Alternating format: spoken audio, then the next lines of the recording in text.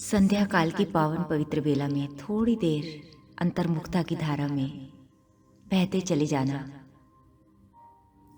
इस दुनिया के रंग मंच पे हम सब एक कहानी है।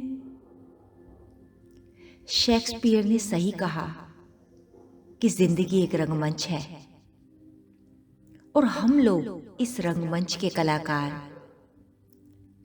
यहाँ सभी लोग जीवन को, लाइफ को अपने अपने नजरिए से देखते हैं। कोई कहता है जीवन एक खेल है, कोई कहता है जीवन ईश्वर का दिया हुआ उपहार है,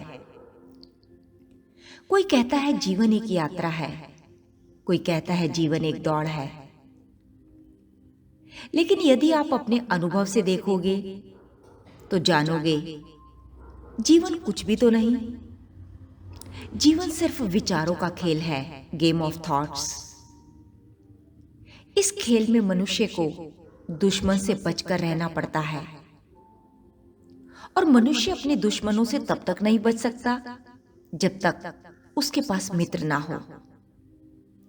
लेकिन ये विचार कहाँ उत्पन्न होते हैं? मन में।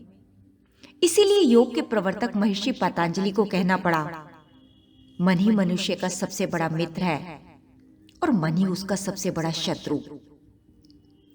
यानी कि मनुष्य का सबसे बड़ा मित्र विचार है और उसका सबसे बड़ा दुश्मन भी विचार है। और हर पल मनुष्य कुछ नए दोस्त यानी सकारात्मक पॉजिटिव थॉट्स और कुछ दुश्मन यानी कि नेगेटिव थॉट्स का सामना करता है। और मनुष्य का जीवन सतत विचारों के चयन, सिलेक्शन ऑफ थॉट्स का है। एक खेल बन जाता है ये। इन्हीं थॉट्स को हम कैसे पॉजिटिव बनाएं, बस अंतस्धारा उसी का प्रयास है। जागे रहना। जिंदगी एक प्यास भी है और आस भी, ख्वाबों में उलझा एहसास भी है और यही एहसास एक दिन विश्वास बनता है, फिर जीवन में कोई दुख नहीं। इस दुनिया के रंग मंच पे हम सब एक कहानी है।